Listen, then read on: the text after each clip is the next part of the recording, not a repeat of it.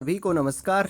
मैं Vimal Kumar Yadav, assistant professor political science, government PG college Behror Alwar के इस यूट्यूब चैनल में आपका हार्दिक स्वागत करता हूं। आज हम चर्चा करेंगे भारतीय संविधान की प्रमुख विशेषताओं के बारे में।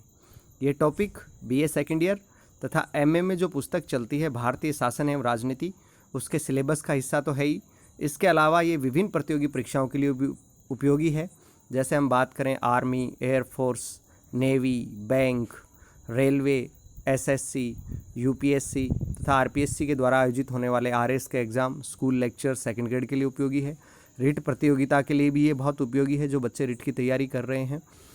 और इसके अलावा जो अधीनस्थ चयन सेवा बोर्ड के द्वारा परीक्षाएं आयोजित की जाती हैं, जैसे पटवारी है, ग्राम सेवक है, लैब असिस्टेंट है, उसमें भी जीके का जो पोर्शन आता है उसके हिसाब से भी ये बहुत उपयोगी है कि भारतीय संविधान की प्रमुख विशेषताएँ क्या हैं। तो आइए हम इनके बारे में आज चर्चा करते हैं। डॉक्टर अंबेडकर का एक कथन है भारतीय संविधान के बारे में कि मैं महसूस करता हूं कि भारतीय संविधान व्यवहारिक है, इसमें बदलाव की क्षमता भी है और ये शांति काल और युद्ध काल दोनों ही स्थितियों में देश की एकता को बनाए रखने में समर्थ भी है। वास्तव में ये कहना चाहता हूं कि यदि नवीन संविधान के अंतर्गत स्थिति खराब होती है तो इसके कारण ये नहीं कि हमारा संविधान खराब है, बल्कि हमें ये कहना होगा कि मनुष्य ही खराब है। ये एग्जाम में आया हुआ क्वेश्चन भी है कि किसका कथन है कि यदि भारतीय संविधान असफल होता है तो उसका कारण भारतीय संविधान नहीं बल्कि उसे लागू करने वाले लोग हैं, यानी मनुष्य ही खराब है। ये कथन डॉक्टर भीमराव अंबेडकर का है। तो भारतीय संविधान वो जीवन का वो मार्ग है जो हमारे राज्य ने हमारे लिए चुना है। अब प्रत्येक देश की परिस्थितियाँ और आवश्यकता अलग अलग होती हैं, उसी के कारण प्रत्येक देश के संविधान भी अलग अलग होते हैं। हमारे संविधान को भी हमारे देश की परिस्थितियों के अनुरूप बनाया गया है, जिसकी कुछ अपनी विशेषताएं हैं। तो कौन कौन सी विशेषताएं हैं, आइए चर्चा करते हैं। भारतीय संविधान की पहली विशेषता है लोकप्रिय प्रभुसत्ता पर आधारित संविधान। इसका मतलब क्या हुआ कि भारतीय संविधान जो है किसी दूसरे राष्ट्र के द्वारा निर्मित नहीं है, बल्कि भारतीय संविधान में अंतिम शक्ति भारतीय जनता को दी गई है। हमारे संविधान की प्रस्तावना में भी कहा गया है कि हम भारत के लोग, मतलब प्रभुसत्ता भारत की जनता में निहित है। दृढ़ संकल्प होकर अपनी इस संविधान सभा में, संविधान सभा किसकी? भारतीय जनता की, 26 नवंबर 1949 को एतद द्वारा इस संविधान को अंगीकृत, अधिनियमित और आत्मसमर्पित करते हैं। इसके बारे में हम चर्चा, हमने जो प्रस्तावना का जो वीडियो डाला था उस वीडियो में हम कर चुके हैं कि भारत का संविधान लोकप्रिय प्रभुसत्ता पर आधारित है। किसी बाहरी शक्ति ने या ब्रिटिश साम्राज्य ने इसे नहीं बनाया है। दूसरी जो विशेषता है कि हमारा संविधान निर्मित है, लिखित है और दुनिया का सबसे बड़ा संविधान है। संविधान सभा ने संविधान निर्मित किया, सारी बातें लिखित रूप में हैं और ये दुनिया का सबसे बड़ा संविधान है। जैसे ब्रिटेन का जो संविधान है वो लिखित संविधान नहीं है बल्कि अलिखित है, वो परंपराओं और अभिसमयों पर आधारित है, जो कि दुनिया का पहला लिखित संविधान अमेरिका का है। आइवर जेनिंग्स ने कहा था कि भारतीय संविधान विश्व का सबसे बड़ा संविधान है।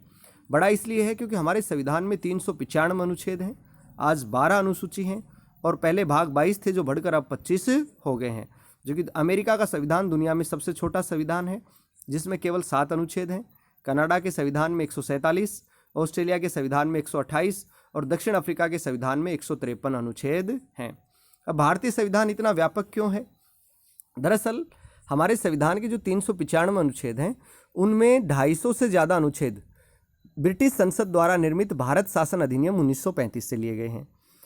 इतना बड़ा क्यों बनाया संविधान निर्माताओं ने? दरअसल जब भारत आज़ाद हुआ तो उस समय भारत की अधिकांश जनता अशिक्षित थी, उन्हें कानून की समझ कम थी।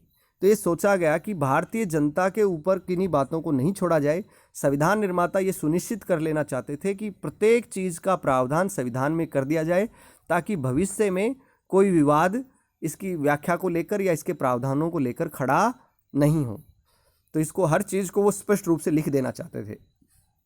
दूसरी बात, हमारे संविधान में केवल राजनीतिक न्याय की व्यवस्था नहीं की गई है जैसे कि दुनिया के संविधानों में होता है, बल्कि सामाजिक और आर्थिक न्याय सुनिश्चित करने के लिए नीति निर्देशक तत्वों का प्रावधान किया गया है जो एक लोक कल्याणकारी राज्य की स्थापना करते हैं।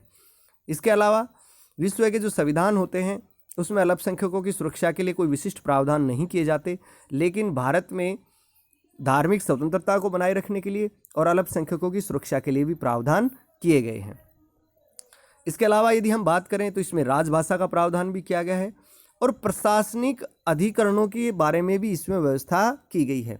ज़्यादातर देशों में केवल राजनीतिक व्यवस्था जो होती है उसी का संविधान में उल्लेख होता है, लेकिन हमारे यहाँ राजनीतिक के साथ साथ प्रशासनिक उपबंध भी संविधान में किए गए हैं। अखिल भारतीय सेवाओं की व्यवस्था की गई है और प्रशासनिक अधिकरणों का उपबंध भी भारतीय संविधान में जोड़ा गया है। इसके कारण हमारा संविधान बहुत ज़्यादा बड़ा हो गया है, लेकिन हमें इस बात का गर्व भी है कि दुनिया का सबसे बड़ा संविधान हमारे देश का है। श्री हरिविष्णु कामत ने कहा भी था संविधान सभा में कि हमें इस बात पर गर्व है कि हमारा संविधान विश्व का सबसे विशालकाय संविधान है। तीसरी जो हमारी विशेषता है कि हम संपूर्ण प्रभुत्व संपन्न और लोकतांत्रिक गणराज्य हैं। इसका मतलब क्या हुआ? संपूर्ण प्रभुत्व संपन्न का मतलब ये हुआ कि आंतरिक और बाहरी क्षेत्र में भारत पर किसी विरोधी सत्ता का अधिकार नहीं है।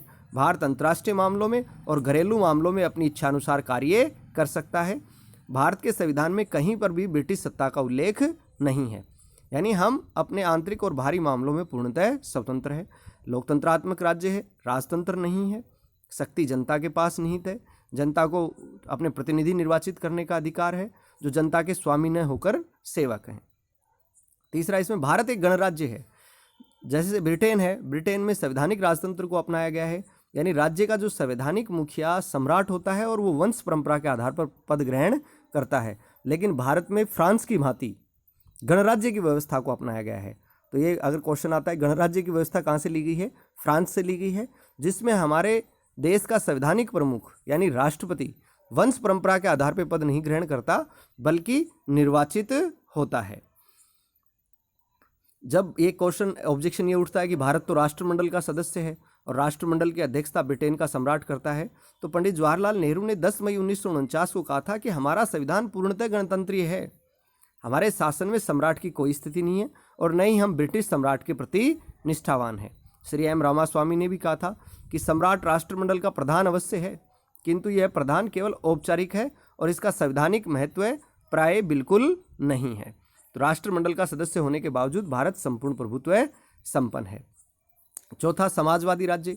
संविधान सभा में भी इस बात पर वाद विवाद हुआ था कि समाजवाद को राज्य दर्शन के रूप में स्वीकार किया जाए या नहीं, लेकिन 42वें संविधान संशोधन 1976 के द्वारा प्रस्तावना में भारत को समाजवादी राज्य घोषित कर दिया गया है।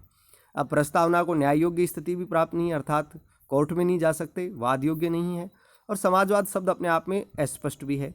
भारतीय परिस्थितियों के अनुरूप हमने समाजवाद को अपनाया गया है, जिसका मतलब ये है कि सभी नागरिकों को सामाजिक और आर्थिक न्याय दिया जाएगा, सभी नागरिकों की बुनियादी आवश्यकताओं की पूर्ति की जाएगी, और समाज में उत्पादन, विनिमय और जो विनिमय के और वितरण के जो साधन हैं उस पर समाज का स्वामित्व होगा, यानी हमारे यहाँ पूंजीवाद को नहीं अपनाया गया है। पांचवी जो विशेषता है कि भारत एक धर्मनिरपेक्ष राज्य है, अर्थात पंथ निरपेक्ष राज्य है। दोनों अलग अलग अवधारणा है। अपने प्रस्तावना के टॉपिक में अपन ने दोनों में अंतर देखा था कि धर्मनिरपेक्षता और पंथ निरपेक्षता में अंतर क्या है। तात्पर्य ये है कि भारत एक पंथ निरपेक्ष है, राज्य का स्वयं का कोई धर्म नहीं है, राज्य धर्म के आधार पर अपने नागरिकों में कोई भेदभाव नहीं करेगा, न ही किसी धर्म विशेष को संरक्षण प्रदान करेगा, बल्कि सभी धर्मों को राज्य संरक्षण प्रदान करेगा। पंथ निरपेक्षता की जो अवधारणा है वो भारत की देन है, जिसका मतलब ये है कि राज्य जो है आवश्यक होने पर धार्मिक मामलों में सकारात्मक हस्तक्षेप कर सकता है। सकारात्मक हस्तक्षेप से मतलब ये है कि यदि किसी धर्म के रीति रिवाज और परंपराएं यदि अंधविश्वास और पाखंड को बढ़ावा देती हैं, तो राज्य जो है स्वास्थ्य के आधार पे, सदाचार के आधार पे, देश की एकता और अखंडता के आधार पर धार्मिक मामलों में हस्तक्षेप कर सकता है। तो हमारे यहाँ पंथ निरपेक्षता की अवधारणा को अपनाया गया है, पाश्चात्य धर्मनिरपेक्षता की अवधारणा की बजाय। यद्यपि अंग्रेजी में एक ही वर्ड होता है सेकुलर स्टेट, लेकिन अगर हिंदी ट्रांसलेशन की बात करें तो भारत धर्मनिरपेक्ष नहीं बल्कि पंथ निरपेक्ष राज्य है। हम सर्वधर्म समभाव और सर्वधर्म सद्भाव को बढ़ावा देते हैं।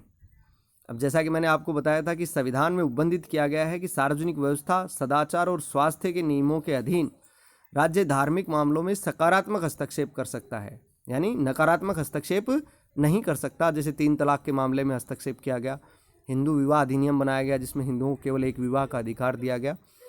तो राज्य जो है धार्मिक मामलों में हस्तक्षेप कर सकता है। यद्यपि कई बार विवाद उठता है कि अनुच्छेद 44 में वर्णित समान नागरिक संहिता को लागू किया जाए, तो ये समान नागरिक संहिता क्या है, इसकी चर्चा हम नीति निर्देशक तत्वों वाले टॉपिक में विस्तार से करेंगे।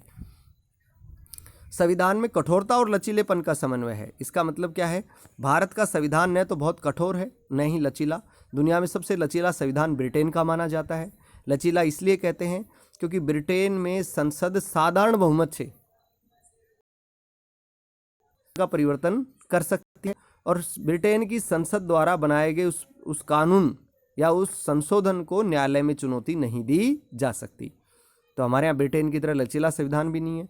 अमेरिका का संविधान दुनिया का सबसे कठोर संविधान माना जाता है, जिसमें संविधान में संशोधन करने के लिए 3/4 बहुमत की आवश्यकता होती है। हमारे संविधान निर्माता चाहते थे कि हम एक स्थायी और ठोस संविधान बनाएं, लेकिन साथ ही साथ वो ये भी जानते थे कि परिस्थितियाँ बदलती रहती हैं, क्योंकि मानव एक विकासशील प्राणी है। तो बदलती हुई परिस्थितियों के अनुसार संविधान को संशोधित किया जाना भी आवश्यक है। तो उन्होंने बीच का मार्ग चुना। भारत का संविधान न तो बहुत कठोर है और न ही लचीला, न तो ये अमेरिका की तरह कठोर है, न ही ब्रिटेन की तरह लचीला है।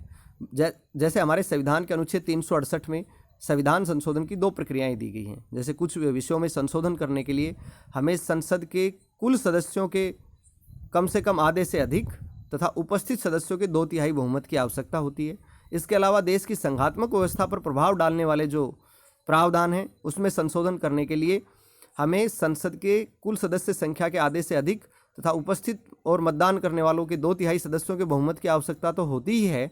इसके अलावा देश के कुल राज्यों के आधे से अधिक राज्यों के विधानमंडलों का समर्थन भी आवश्यक होता है। ऐसे कौन से प्रावधान होते हैं जिसमें राज्यों के विधानमंडलों का समर्थन भी आवश्यक होता है? वो है राष्ट्रपति के निर्वाचन की विधि, केंद्र और राज्यों के बीच जो शक्तियों का बंटवारा 3 सूचियों के आधार पर किया गया है उसमें, और राज्यों का जो संसद में प्रतिनिधित्व है अगर उसमें संशोधन करना हो तो आधे से अधिक राज्यों के विधानमंडलों की सहमति की आवश्यकता होती है। इसके अलावा संविधान लचीला भी है। कैसे? जैसे कुछ प्रावधान ऐसे हैं जिसमें संसद संविधान के साधारण बहुमत से ही संशोधित कर सकती है। जैसे किसी राज्य का नाम बदलना है, क्षेत्र बदलना है या सीमाओं में परिवर्तन करना है, नए राज्यों का निर्माण करना है, वर्तमान राज्यों का पुनर्गठन करना है, भारतीय नागरिकता के जो प्रावधान है उसमें संशोधन करना है, ये कार्य संसद साधारण बहुमत से कर सकती है। तो हमने मध्यम मार्ग अपनाया है। संविधान न बहुत कठोर है न बहुत लचीला। पंडित नेहरू जी ने भी कहा था कि यद्यपि जहाँ तक संभव हो हम संविधान को ठोस और स्थायी बनाना चाहते हैं, लेकिन संविधान में कोई स्थायित्व होता नहीं, उसमें लचीलापन भी होना चाहिए। यदि संविधान में सभी कुछ स्थायी और कठोर बना दिया जाए तो राष्ट्र का विकास रुक जाएगा, क्योंकि राष्ट्र जीवित और विकासशील प्राणियों का समूह है। तो किसी भी स्थिति में हम अपने संविधान को अमेरिका की तरह इतना कठोर नहीं बना सकते कि बदलती हुई परिस्थितियों के अनुसार उसे बदला नहीं जा सके। अगली विशेषता है संसदात्मक शासन प्रणाली। इसका तात्पर्य क्या है कि 2 प्रकार की शासन प्रणाली होती है, एक संसदात्मक, दूसरी अध्यक्षात्मक। संसदात्मक शासन प्रणाली का आदर्श देश ब्रिटेन है और अध्यक्षात्मक शासन प्रणाली का आदर्श देश अमेरिका है। अमेरिका के अंदर जो अध्यक्ष होता है यानी राष्ट्रपति होता है उसकी सर्वोच्च स्थिति होती है, उसकी शक्तियाँ और अधिकार बहुत ज़्यादा व्यापक होते हैं। लेकिन हमारे यहाँ संसदात्मक शासन व्यवस्था को अपनाया। क्यों अपनाया गया? क्योंकि हम 1919 के भारत शासन अधिनियम और 1935 के भारत शासन अधिनियम के तहत संसदात्मक प्रणाली के कुछ हिस्सों को अपना चुके थे। भारतीय जनता को संसदात्मक शासन प्रणाली का अनुभव हो चुका था कि ये कैसे कार्य करती है। सिद्धांत और व्यवहार का हमने पर्याप्त ज्ञान प्राप्त कर लिया था। इसके अलावा जनता की शक्ति को बनाए रखने के लिए, जनता के प्रति उत्तरदायी शासन बनाए रखने के लिए संसदात्मक शासन प्रणाली ही सर्वाधिक उपयुक्त होती है, क्योंकि शासन जनता के प्रति उत्तरदायी होता है। तो हमारे यहाँ संसदात्मक शासन प्रणाली अपनाई गई है। संसदात्मक शासन प्रणाली क्या विशेषताएं हमारे यहाँ? जैसे हमारे यहाँ जनता का प्रतिनिधि सदन है लोकसभा। लोकसभा में बहुमत दल का नेता ही प्रधानमंत्री बनता है। जो मंत्रिमंडल के जो सदस्य होते हैं वो लोकसभा के प्रति सामूहिक रूप से उत्तरदायी होते हैं और संसद सदस्यों को ही मंत्रिमंडल का सदस्य बनाया जाता है। जब तक सरकार को लोकसभा का विश्वास प्राप्त होता है तब तक ही वह अपने पद पर कार्य कर सकती है। जो राष्ट्रपति और राज्यपाल होते हैं वो केवल प्रतीकात्मक या संवैधानिक प्रमुख होते हैं। वो अपना कार्य मंत्रियों के परामर्श के आधार पर ही करते हैं। तो ये जो संसदात्मक शासन प्रणाली की जो विशेषताएं होती हैं वो सब की सब हमारे यहाँ पर अपनाई गई हैं। अब 8वीं जो विशेषता है वो है एकात्मक लक्षणों सहित संघात्मक व्यवस्था। दरअसल एकात्मक व्यवस्था कौन सी होती है? जिसमें सारी शक्तियाँ केंद्र सरकार के पास होती हैं। संघात्मक जो व्यवस्था होती है उसकी क्या विशेषताएं होती हैं कि केंद्र और राज्यों में शक्तियों का बंटवारा कर दिया जाता है, लिखित संविधान होता है, संविधान की व्याख्या करने और केंद्र और राज्यों में विवाद का निर्णय करने के लिए एक संघीय न्यायालय होता है। तो ये सारी की सारी विशेषताएं हमारे संविधान में हैं। हमारे संविधान का जो पहला अनुच्छेद है उसमें लिखा गया है, India that is Bharat is A union of state, अर्थात इंडिया अर्थात भारत राज्यों का एक संघ होगा। इसके अलावा जो हमारे यहाँ संघ सूची, राज्य सूची और समवर्ती सूची है, उसके आधार पर केंद्र राज्यों में शक्तियों का बंटवारा कर दिया गया है। केंद्र और राज्यों में विवादों का निर्णय करने के लिए हमारे यहाँ उच्चतम न्यायालय है जो संविधान की व्याख्या करता है और आपसी झगड़ों का निर्णय करता है। और ये सारी चीज़ें हमारे संविधान में लिखित रूप से हैं। तो ये सारे उपबंध ये साबित करते हैं कि भारत में संघात्मक शासन व्यवस्था है। अब ये एग्जाम में कई बार क्वेश्चन आता है कि भारत संघीय राज्य है या राज्यों का संघ, तो आपको बताना है भारत में राज्यों का संघ है। अमेरिका की तरह संघीय राज्य शब्द उल्लेखित नहीं है। संघीय राज्य शब्द अमेरिका में इसलिए उल्लेखित है क्योंकि राज्यों का वहाँ पर न केवल पृथक संविधान होता है, बल्कि राज्य जो है भारतीय अमेरिका का जो राज्य है, अमेरिका जो यूनाइटेड स्टेट ऑफ अमेरिका है, वो उस समय 13 राज्यों से मिलकर बना था और उन राज्यों को अमेरिका से अलग होने का अधिकार है। हमारे यहाँ भारतीय संघ प्रांतों के आपसी समझौते का परिणाम भी नहीं है और प्रांतों को भारत से अलग होने का अधिकार भी नहीं है। इसलिए भारत संघ राज्य नहीं बल्कि संघ राज्यों का संघ शब्द जो है वो उल्लेखित किया गया है कि इंडिया जो है, India that is Bharat is A union of state, यानी भारत राज्यों का संघ है। यद्यपि हमारे संविधान में केंद्र राज्यों की बजाय अधिक शक्तिशाली है, तो इससे ऐसा लगता है कि हमारा रुझान एकात्मक शासन की ओर है। जैसे इकहरी नागरिकता है, सर्वोच्च न्यायालय एक ही है, अखिल भारतीय सेवाएं हैं, राज्य का जो संवैधानिक प्रमुख राज्यपाल है वो राष्ट्रपति द्वारा नियुक्त होता है, संसद राज्यों के नाम, क्षेत्र और सीमाओं में परिवर्तन कर सकती है, पुनर्गठन कर सकती है और राष्ट्रपति को आपातकालीन शक्तियाँ दी गई हैं। यद्यपि आपातकाल की स्थिति में देश की एकता बनी रहे, इसके लिए हमारे यहाँ प्रावधान किए गए हैं। हम ये कह सकते हैं कि भारत जो है केंद्र की ओर झुकाव वाली संघात्मक व्यवस्था है। अलग अलग विद्वानों ने भारतीय संघात्मक व्यवस्था का अलग अलग ढंग से विश्लेषण किया है। जैसे केसी वियर ने भारत को अर्धसंघ कहा है, वहीं ग्रेनविल ऑस्टिन ने भारत को सहकारी संघ कहा है। मॉरिस जोन्स जो हैं उन्होंने कहा है कि भारत सौदेबाजी पर आधारित संघ है। लेकिन दुर्गादास बसु ने कहा कि भारतीय संविधान न तो पूर्ण संघात्मक है और न ही एकात्मक, बल्कि यह दोनों का सम्मिश्रण है। भारतीय परिस्थितियों के अनुरूप एक नवीन प्रकार के संघ का निर्माण हमारे द्वारा किया गया है। यद्यपि विद्वान कहते हैं कि दोनों के विचारों को स्वीकार नहीं किया जा सकता। कोई कहता है कि एकात्मक है, कोई कहता है कि संघात्मक है, बल्कि ये दोनों की मिलीजुली व्यवस्था है। डॉक्टर अंबेडकर ने इस बात को स्वीकार करते हुए संविधान सभा में कहा था कि संविधान को संघात्मकता के तंग ढांचे में नहीं डाला जा सकता। दरअसल भारत का हमेशा अनुभव ये रहा था कि जब जब देश की एकता विखंडित हुई तो विदेशी शासन भारत में स्थापित हुआ। संविधान निर्माता ये सुनिश्चित कर लेना चाहते थे कि भारत एक मजबूत राष्ट्र बना रहे, भारत की एकता और अखंडता बनी रहे और इसमें विखंडन नहीं पैदा हो। इसलिए केंद्र सरकार को राज्यों की तुलना में अधिक शक्तियां प्रदान की गई और केंद्र की ओर झुकाव वाली संघात्मक व्यवस्था हमारे यहाँ स्थापित की गई। 9वीं जो विशेषता है वो है संसदीय प्रभुसत्ता तथा न्यायिक सर्वोच्चता में समन्वय। इंग्लैंड में संसद संप्रभु होती है, यानी इंग्लैंड की संसद द्वारा पारित कानून को न्यायालय में चुनौती नहीं दी जा सकती। अमेरिका के अंदर न्यायालय सर्वोच्च होता है क्योंकि न्यायालय संविधान का रक्षक और अभिभावक होता है, वो संविधान की व्याख्या भी करता है। कहा भी गया है कि अमेरिका में संविधान वो है जो न्यायाधीश कहते हैं। अमेरिकी संविधान में न्यायिक पुनरावलोकन के सिद्धांत को अपनाया गया है, यानी कोई भी विधि या आदेश जो संविधान के खिलाफ हो तो सर्वोच्च न्यायालय उसे अवैध घोषित कर सकता है। तो इस कारण न्यायालय जो है अमेरिका में बहुत ज़्यादा शक्तिशाली हो गया है। यद्यपि हमारे संविधान में संसदीय व्यवस्था को अपनाते हुए भी न्यायालय को महत्वपूर्ण शक्तियां दी गई हैं, यानी मध्यम मार्गी हम हैं, मध्यम मार्ग का हमारे द्वारा अनुसरण किया गया है। जैसे अप्रत्यक्ष रूप से न्यायिक पुनरावलोकन की व्यवस्था की गई है। भारतीय संविधान में कहीं भी न्यायिक पुनरावलोकन शब्द का उल्लेख नहीं है, बल्कि ये लिखा गया है अनुच्छेद 13 में कि यदि कोई विधि मूल अधिकारों के विरुद्ध हो तो संसद उसको अवैध घोषित कर सकती है। यानी अनुच्छेद 13 ये अप्रत्यक्ष रूप से न्यायिक पुनरावलोकन की व्यवस्था करता है भारतीय संविधान में कि कोई भी कानून या आदेश, कोई भी विधि अगर संविधान के विरुद्ध है तो न्यायालय उसे अवैध घोषित कर सकता है। लेकिन न्यायालय की शक्तियों को कम या अधिक करने का अधिकार संसद को दिया गया है। यानी चेक एंड बैलेंस अपनाया गया है कि न तो संसद सर्वोच्च है, क्योंकि संसद के कानूनों को न्यायालय अवैध घोषित कर सकता है यदि संविधान के विरुद्ध है, न ही न्यायालय सब कुछ है, क्योंकि न्यायालय की शक्तियों को कम या ज़्यादा करने का अधिकार संसद को दिया गया है। दुर्गादास बसु ने कहा था कि संविधान ने अद्भुत ढंग से अमेरिका की न्यायपालिका की सर्वोच्चता का सिद्धांत तथा इंग्लैंड की संसदीय संप्रभुता के सिद्धांत के बीच का मार्ग अपनाया गया है। यद्यपि 42वें संविधान संशोधन 1976 के द्वारा तत्कालीन सरकार के द्वारा संविधान को संसदीय प्रभुसत्ता की ओर धकेलने का प्रयास किया गया था, लेकिन 44वें संविधान संशोधन 1978 के द्वारा पुनः संतुलन स्थापित कर दिया गया। हाल ही के वर्षों में न्यायिक सक्रियता के कारण न्यायालय की शक्तियों में बहुत ज़्यादा इजाफा हुआ है। 10वां जो प्रावधान है वो है मूल अधिकार व मूल कर्तव्य।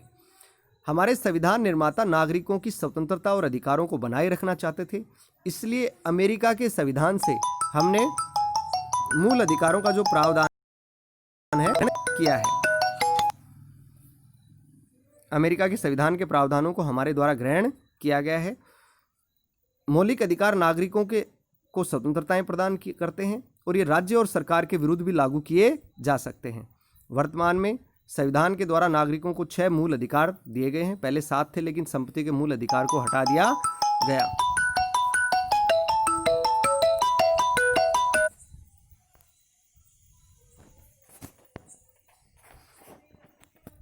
इसके अलावा संविधान के अनुच्छेद 32 में संवैधानिक उपचारों की व्यवस्था भी की गई है। मूल अधिकार राजनीतिक स्वतंत्रता की व्यवस्था करते हैं, और अगर सरकार भी नागरिकों के मूल अधिकारों का अतिक्रमण करती है तो वह न्यायालय की शरण अनुच्छेद 32 के तहत ले सकता है।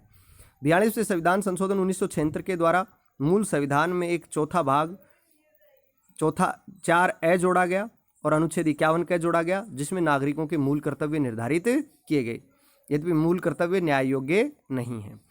11वीं जो हमारी विशेषता है वो राज्य के नीति निदेशक तत्व है। दरअसल संविधान निर्माता भारत को एक लोक कल्याणकारी राज्य बनाना चाहते थे, इसीलिए सामाजिक और आर्थिक न्याय को लागू करने के लिए नीति निदेशक तत्वों का प्रावधान संविधान के भाग 4 और अनुच्छेद 36 से 51 तक किया गया। अब एग्जाम में कई बार पूछा गया है कंपटीशन में कि नीति निदेशक तत्वों का विचार कहाँ से लिया गया है? आयरलैंड से। ये किसकी व्यवस्था करता है? सामाजिक और आर्थिक न्याय की। ये कैसा राज्य बनाता है? लोक कल्याणकारी राज्य। यद्यपि ये जो नीति निदेशक तत्व हैं इनके संबंध में प्रावधान ये किया गया है, अनुच्छेद 37 में लिखा गया है कि नीति निदेशक तत्वों को किसी न्यायालय द्वारा लागू नहीं किया जा सकता, लेकिन ये देश के शासन में मूलभूत हैं और नीति निर्धारण करते समय राज्य का कर्तव्य होगा कि वो इनको लागू करें। यानी ये नागरिकों के सामाजिक और आर्थिक अधिकारों की रक्षा करते हैं, लोक कल्याणकारी राज्य की स्थापना करते हैं। श्री GN जोशी ने कहा है कि आधुनिक प्रजातंत्र के लिए व्यापक राजनीतिक, सामाजिक और आर्थिक कार्यक्रम प्रस्तुत करते हैं। तो आज हमने संविधान की मुख्य विशेषताओं के बारे में चर्चा की। कुछ विशेषताएं और शेष हैं जिनकी चर्चा हम अगले वीडियो में करेंगे। उम्मीद है आपको ये समझ में आई होंगी कि कौन कौन सी मुख्य विशेषताएं हैं। ये संविधान के मुख्य सारांश मैंने आपको इस वीडियो के माध्यम से बताए। आपका जो अब कल का जो असाइनमेंट रहेगा वो ये है कि आप भारतीय संविधान की विशेषताएं लिखेंगे और इस ग्रुप में आप प्रेषित करेंगे। कोई समस्या हो तो आप व्यक्तिगत रूप से मुझसे संपर्क कर सकते हैं। कॉलेज का जो विद्यार्थियों का व्हाट्सएप ग्रुप बनाया है उसमें भी आप अपनी समस्याएं बता सकते हैं। तो ये असाइनमेंट आप पूरा करेंगे। उम्मीद है ये वीडियो आप पसंद आएगा, और अगर आपको पसंद है तो इसे लाइक करें और सब्सक्राइब करें, शेयर करें, ताकि अधिक से अधिक विद्यार्थियों को इसका लाभ मिल सके। आपका बहुत बहुत धन्यवाद, बहुत बहुत आभार। Thank you.